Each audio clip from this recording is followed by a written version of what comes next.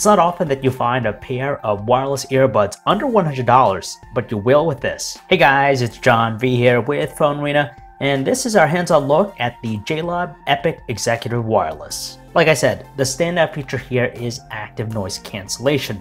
That's something you typically wouldn't find in a pair of earbuds in this price range. You activate it by just pressing the button on the frame, and then from there, it's going to minimize the background noise. So in my quick testing, it seems to do a decent job of doing that, but you could still hear some of the ambient noise.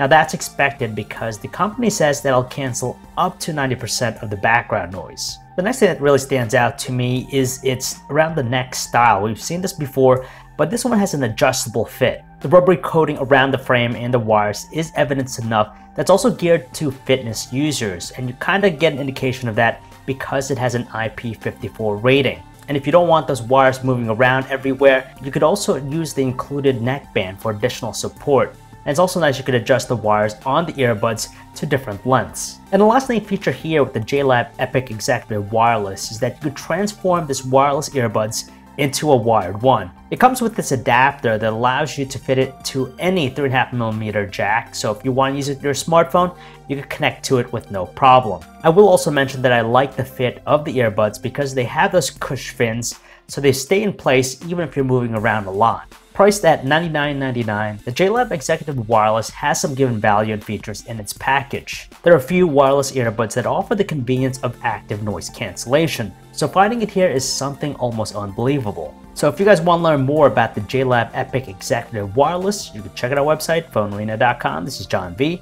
signing off.